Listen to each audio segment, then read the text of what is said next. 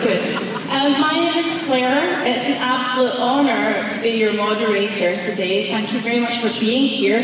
We're going to invite our guests to the stage, and what I want you to do is scream and shout when you see them. Can we do that? Yes. Yeah! Okay. Let's get our first guest to the stage. It's Mr. John Rhys-Davies!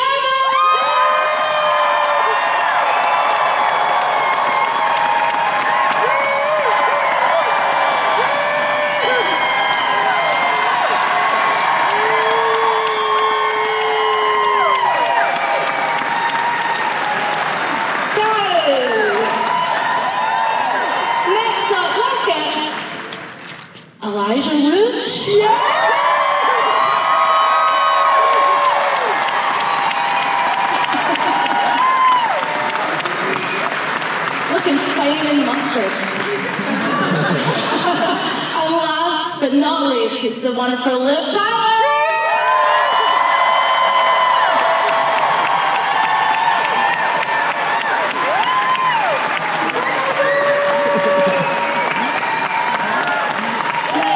Before we start, I've been told we need to do a crowd selfie. Are you up for an audience selfie? Turn the house lights on? Yeah. Okay, so you guys have to stand here. Let's do an audience selfie. And could you please put your phones in the air and light up your phones? Because we want to see all these twinkling phones. No, look this way. Okay. 3, 2, 1, let's shout MegaCon!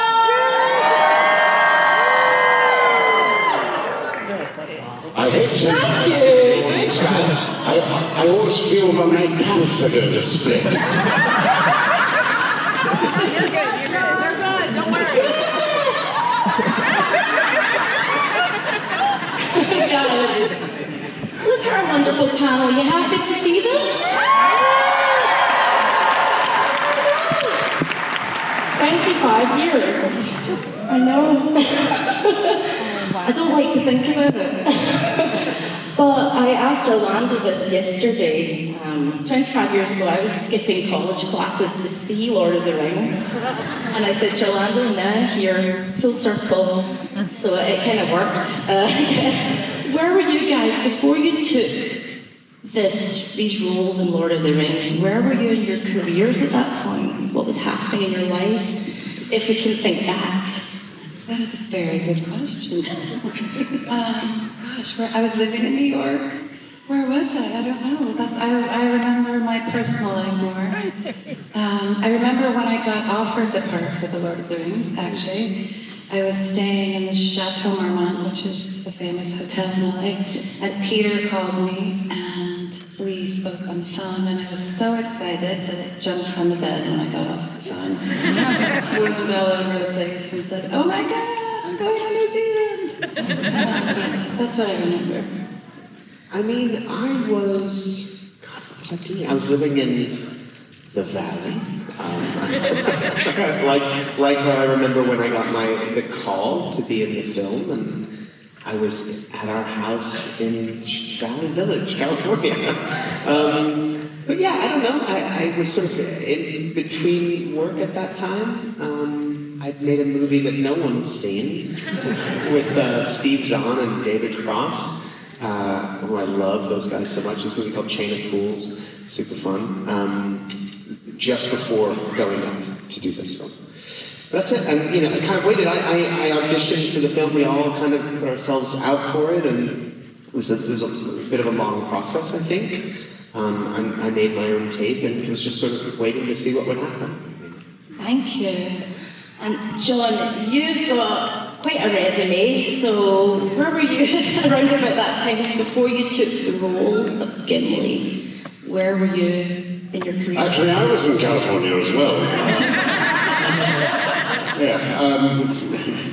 And I just changed agents, and my manager had been working on this for some time, and we'd all done an audition. I auditioned for Dinnerful.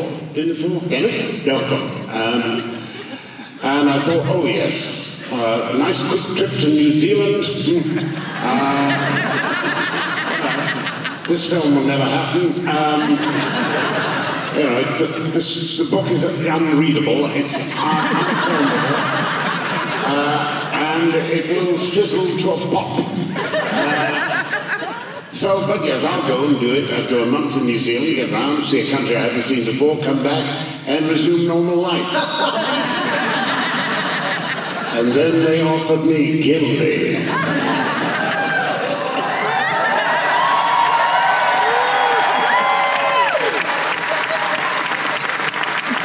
An actor spends 30 years trying to be recognized, and then they want to make you that big, and put 2 inches of plasticine around your face, or whatever it is. Why would anyone want to do that who's sane? And then, of course, you say, no, I'm not going to do that. I'm not going to waste 3 years of my life. And then the agent says, John, I'm afraid that if you don't accept this part, we can no longer continue to represent you. But we're happy you did it, right?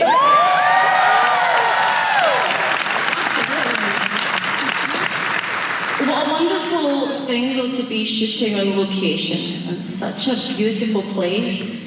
As actors, when you are shooting away from home, does the environment affect the way that you think about the character and feel about the character as well? You want to go first? Sure. I mean, especially for something like this, right, where Middle-earth is such a massive element of the storytelling, the environments that these characters find themselves in, and really the creation of a fantasy land that feels so palpable and real when you're reading the books. And so, for New Zealand to transform into Middle-earth, that really, it evokes Middle-earth so naturally without having to do anything. And then to be surrounded by these extraordinary sets and costumes and all of the sort of elements of the environment that became so real, that does so much of the work for us. It's incredibly transportive. I mean, stepping into Hobbiton, for instance, was like really stepping into a magical place. It felt like it existed. And so it required very little imagination on our part and allowed us to really feel like a part of the fabric of that world that we were a part of creating.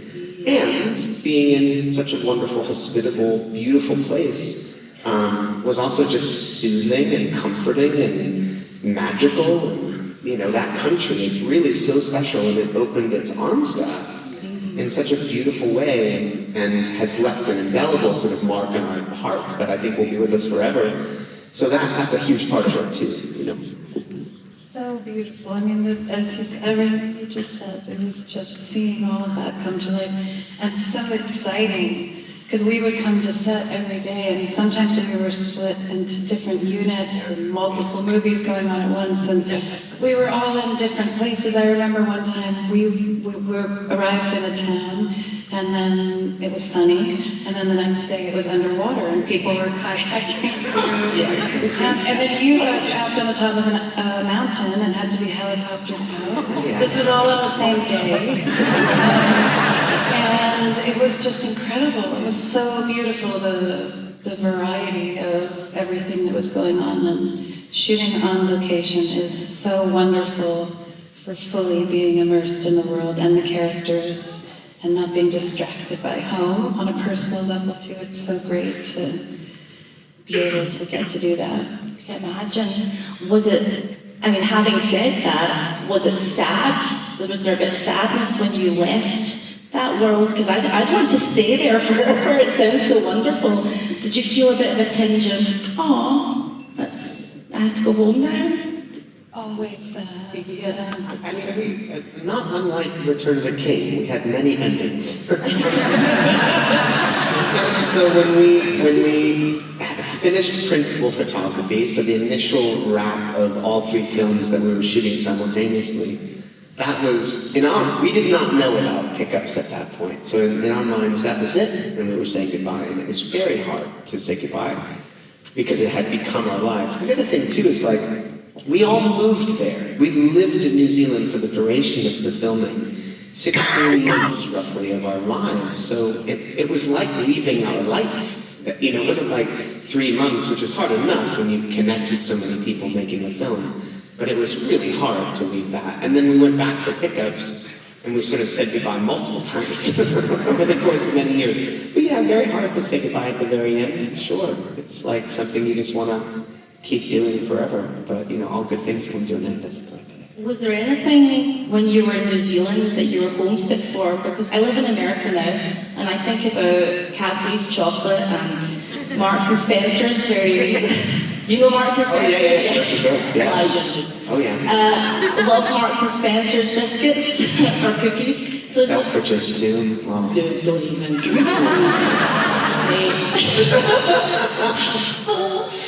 Is there anything you felt homesick for when you were in New Zealand? When we first got offered this incredible opportunity, that I'm a Cancerian, I don't know if anyone's Cancer, but I'm very much a homebody, and my home environment is, that was the number one thing.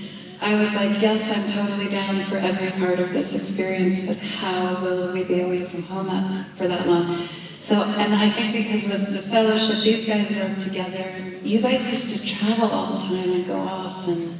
Little trips occasionally. I think I was quite homesick just because it was a different sort of dynamic and different, that was harder for me. But it was also heavenly amazing. And then I regretted at the end not going on more adventures and being homesick. Spoken like a true Cancer. John, how long were you? You were there for the whole time. Oh yes, I was there for a long time. But to get back to an earlier part of the question, New Zealand had never been exposed to the world of film.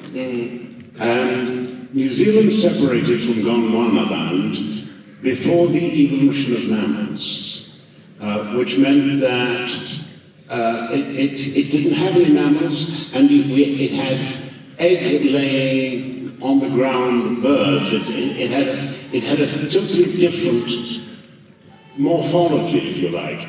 The fauna and the flora are all slightly different, and that's what makes it not quite of this earth. It becomes a Middle Earth in itself. It's quite a great story. And as for nostalgia, I fell in love with the place. When I got there, I was so impressed by the keenness and enthusiasm of, the Weta people, for instance. Absolutely. These guys were so keen. I'd never seen an enthusiasm and a passion. And Richard Taylor, who you're going to see, we are going to see him, are we not? Maybe. Oh, maybe. Oh, maybe not. Well, there's a fellow there called Sir Richard Taylor, who has a capacity for leadership and a vision for design. He ultimately is the guy who actually really visually sees the overall detail and the picture that you see on the film. He's a man of genius, but he's also a man of immense enthusiasm. I remember I was driving, I drive the length and breadth of Ireland always when I get the chance. And I went past the New Zealand War Museum, and I chatted to a guy there who'd done some modeling for the museum. And I said, this is brilliant stuff. I went down and I went into Weta and talked to Richard about this guy. He immediately jumps in the car and drives 4 or 5 hours up to the Imperial to try and persuade this guy to join them. I mean, it's that. I mean, he's the top dog there, but he's a hands-on man in every part. Yeah. His leadership of Weta alone is one of the great triumphs of New Zealand. And Peter Jackson himself puts New Zealand on a map of the world in a way that nobody since wrong one. Captain Cook has done.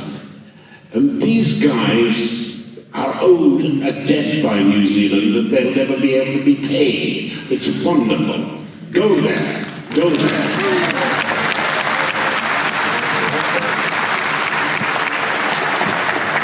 We are going to play a game in a moment, but I've got a burning question for Liv. It's the most important question of your career.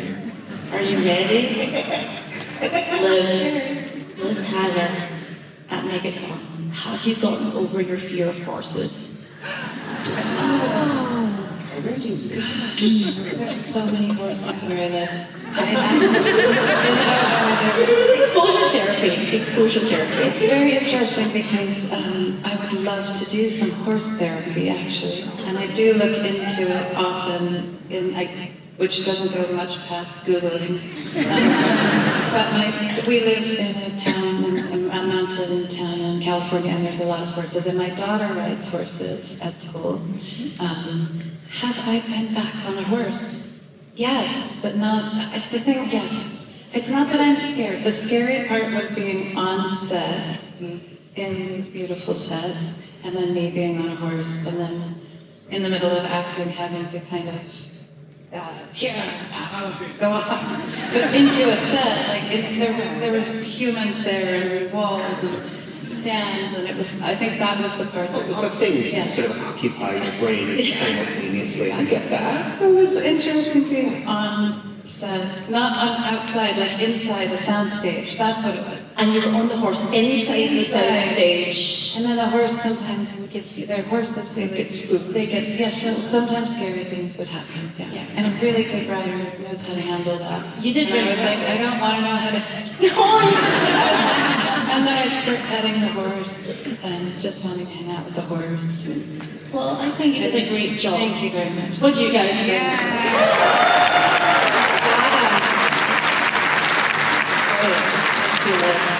I like that you live near horses now, that's your thing. I'm going to live next to all the horses. We are going to play a game called One Choice to Rule Them All. I'm going to hand you these whiteboards. Please pass them along the line. Thank you. It's very easy. Very easy game. There you go. There you go, my dear. Thank you very much.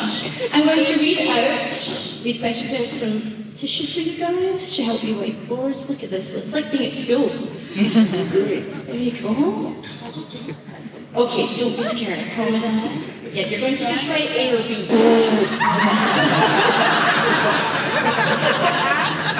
I'm not cleaning up the props, but that's okay. And we're going to play One Choice to Rule Them All. Okay, so I'm going to ask you a question. You just write down A or B. It's really easy. You guys ready? Yeah.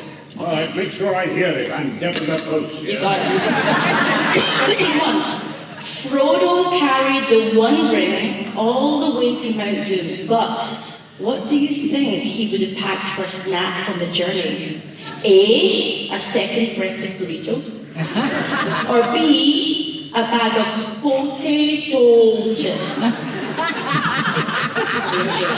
What's like A or B? A. Second breakfast burrito. Cool, I like that. Okay, you ready? One guy was like, potato chips. Once you've written down thing, can we see your answers?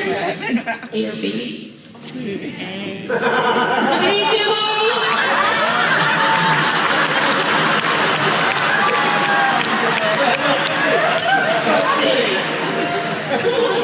Question 2. Are you guys ready? If Arwen had to pick a modern day career. Oh. I realize this is all hypotheticals and I fucking love it. This is great. Also, I'm joyful. What would that career be? Would it be a motivational speaker for long distance relationships?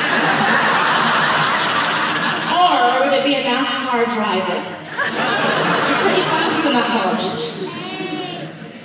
NASCAR driver is B. Option A is motivational speaker for long distance relationships. I'm conflating your star sign with the vibes, and I think cancers would be good at that.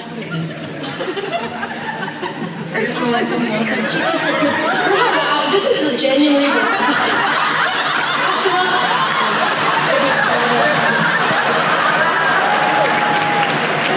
I love secret option C. Question. Okay, number 3. Gimli famously said, "Nobody tosses a dwarf." Very bad impression. But if Gimli were tossed, where would he land? A. Awkwardly in Legolas's arms. Or B. In a barrel of ale. Secret option C, anybody? Okay, guys. I want to see Gimli in his arms. Alright, you ready? What do you guys think? A or B? We're going to reveal our answers in 3, John, 2, 1.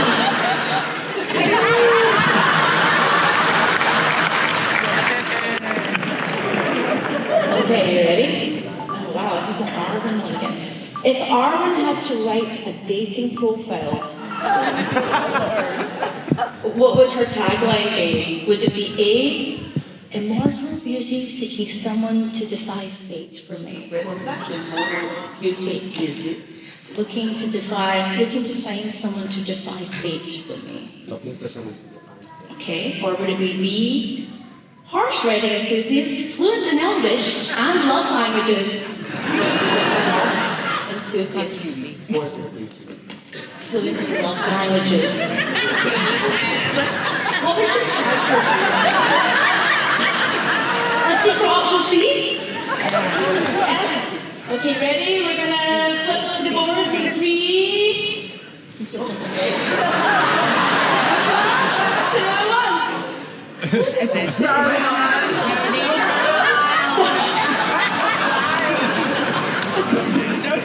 Cool. We'll take it. Next up. Okay, this is the last question, and then we're going to move on to our next.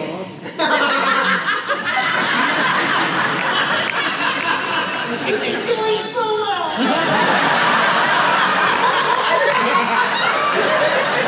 The spectrum of enthusiasm. Okay, last question. If the cast of Lord of the Rings had to compete in a reality TV show, would it be A, The Amazing Race? Journeys? Or would it be The Great British Bake Off? A or B, you guys? So show A, anyway. This one gent was like, C. Alright, 3, 2, 1. Amazing. By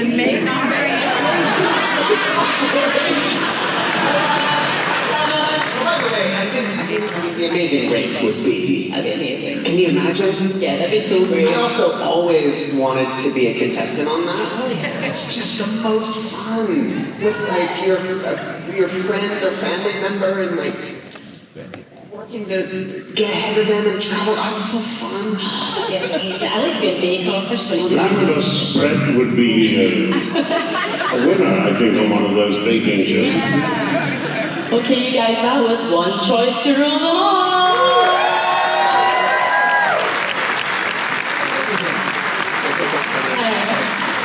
I will relieve you, sir. It's a bit of a, we're just cleaning up. We've got some helpers here. Thank you. Thank you. Oh, okay, no, you're making it worse. You're making it worse. Thank you, Elijah. Thank you. He's on here. Thank you, Elijah. Thanks, mate. You're very welcome. Okay, next up, we have some special guests. You may have guessed or not. We've got 2 very special guests here all the way from New Zealand. I'm very excited to welcome them to the stage. They are the absolute legends and geniuses behind the Lord of the Rings physical effects. It's Sir Richard Taylor and Tanya Roger from Weta Workshop!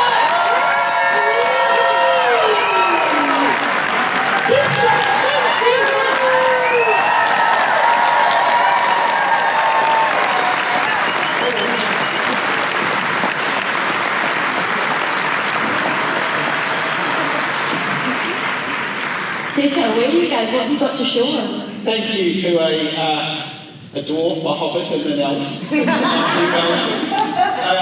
Look, we've got something to share with you, but before we do, Tanya and I were just chatting out the back there and just wanted to say how much we have loved being here in Orlando at the MegaCon with you all. We've had lots of people.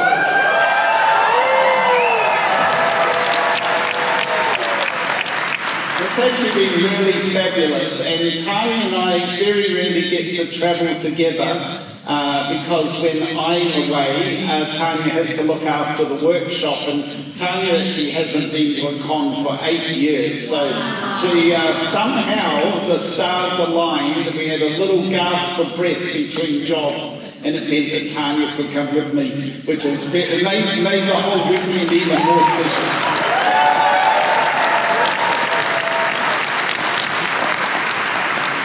So as you appreciate, we've had the great joy of creating a line of collectibles that celebrate the Lord of the Rings, and that's included a number of things such as a jewellery line. We've created Masters Collection swords that Peter Lyon makes, and we've got the license to be allowed to make 10 of each of the swords we made on Lord of the Rings.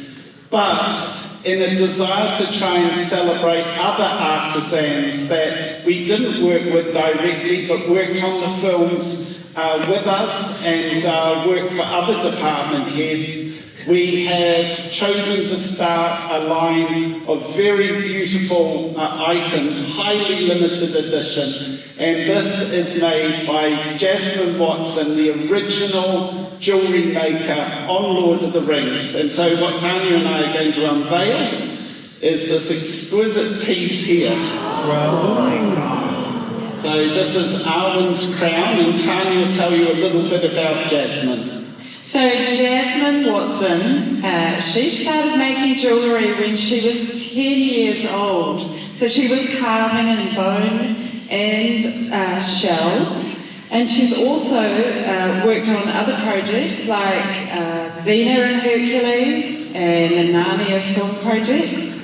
And she's an exquisite jeweller, and she's based in New Zealand. And as Richard said, she worked under Nyla Dixon, the costume designer for Lord of the Rings. So she's contributed. So Jasmine has contributed to the most beautiful, iconic jewellery I think we could ever hope to see in films. So this is the piece. It's a beautiful crown. Yeah, put it on there! Put it on!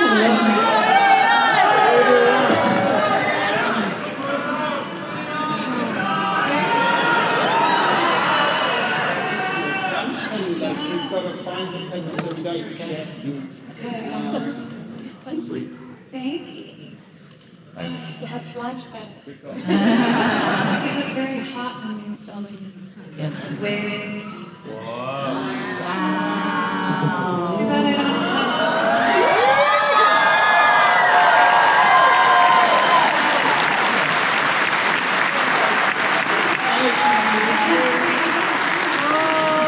So these are only going to be a handful of these made. It's going to be a very limited edition. Can I have one? I am sure. I have to do it for a while. That is very, very special seeing that on your head again. So lovely. We're all going to swoon, eh? It's a very special moment. Oh, great. Can I take it off or keep it? Oh, you know. I might just go home with it.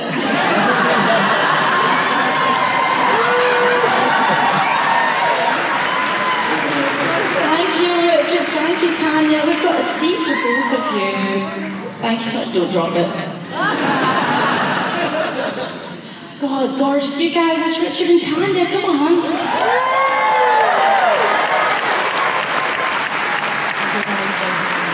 Thanks so much, and thanks Liv for modelling that for us as well. So incredible, and incredible to see that again, and it transports you instantly. It's so cool. So beautiful. Wow, that was awesome. Thank you for joining. Thank you. Yeah, Was that the first in line? Yes, because she hand makes them, they take many months to make, as you can imagine. Just like the swords, right? Because Peter has to grind every sword, manufacture everything by hand. That will be exactly as Jasmine will make them. Wow. So, No, I don't want to interrupt at this point. But I have to say that the influence of the dwarvish in the design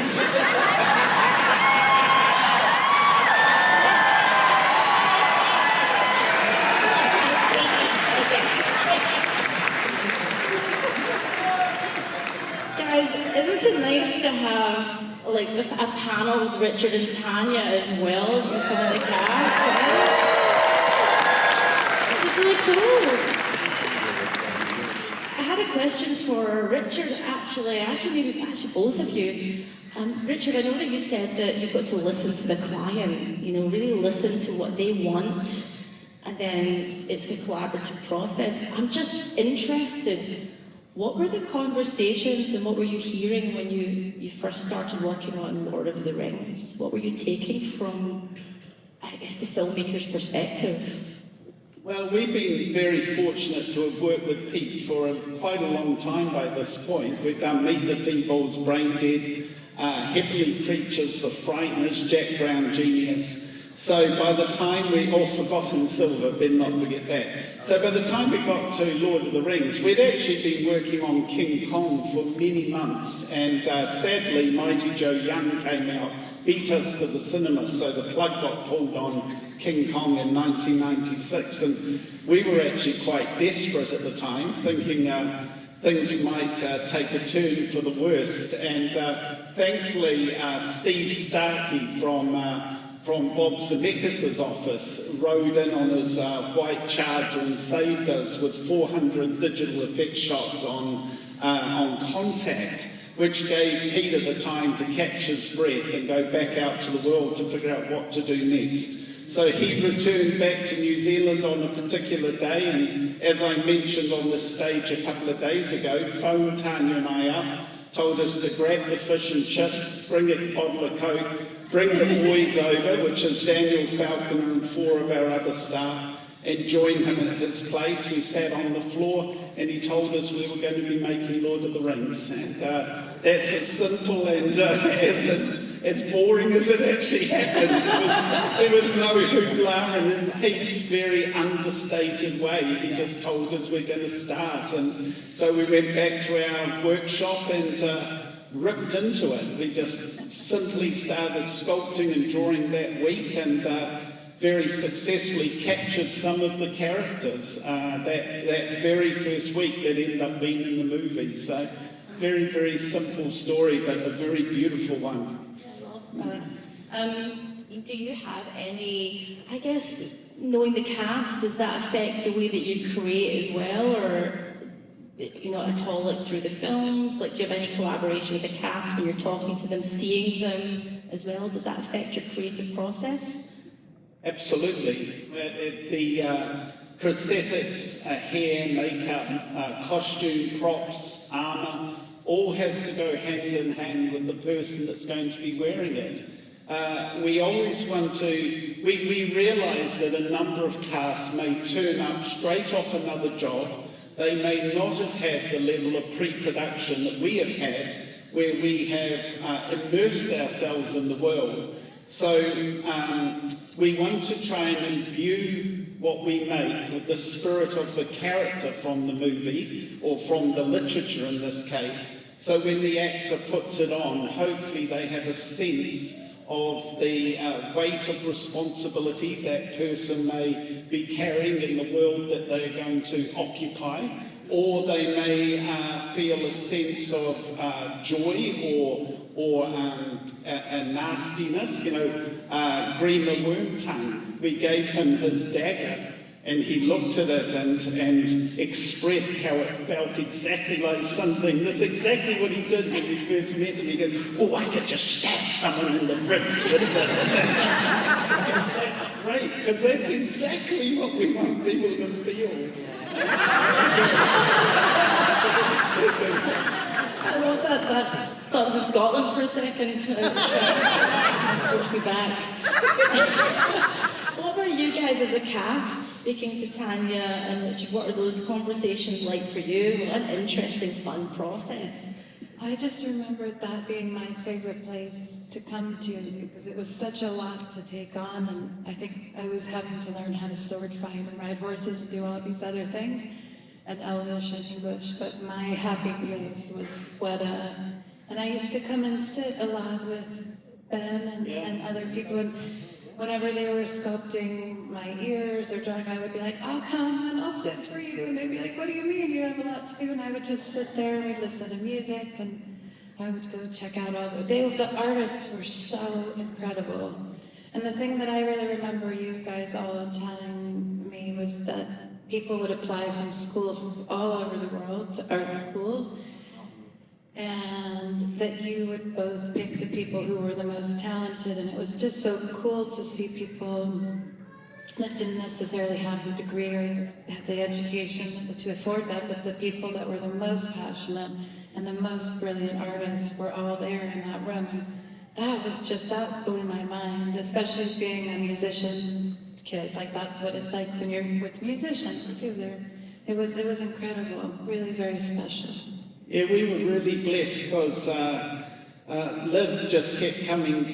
Liv came to the workshop just a couple of hours after she arrived in New Zealand because we urgently had to head cast her, take casts of her ears. And I'm going to tell the story for the first time on stage. I don't know if Liv remembers this, but Liv spat her tea at me.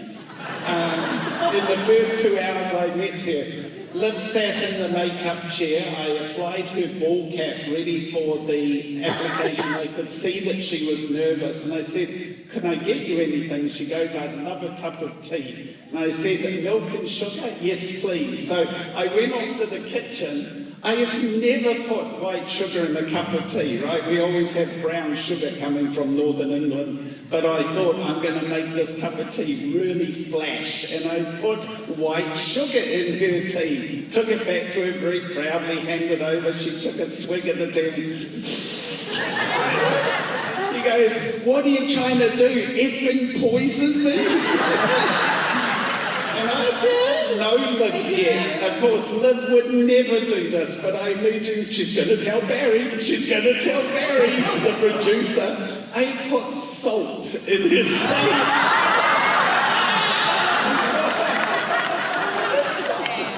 Oh my God, I was devastated. Anyone would spit that out.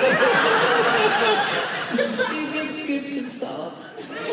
Salt, accidentally trying to be flashed and making a nice Not knowing I would have liked the brown sugar better. That's an amazing story. Guys, we have run out of time, sadly, for the panel, but you know, I just want to say it is an absolute honour and a pleasure to sit next to people who create worlds in 2 different ways. You're creating these worlds from scratch, physically, practically, and you guys are bringing them to life through storytelling. All of you are absolutely incredible. Thank you so much. So, let's give it up one last time. Scream and shout! Richard and John! Stand up, you guys!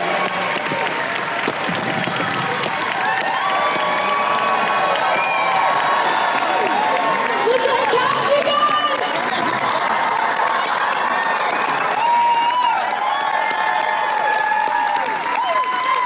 Look at these beautiful, beautiful people. One last time,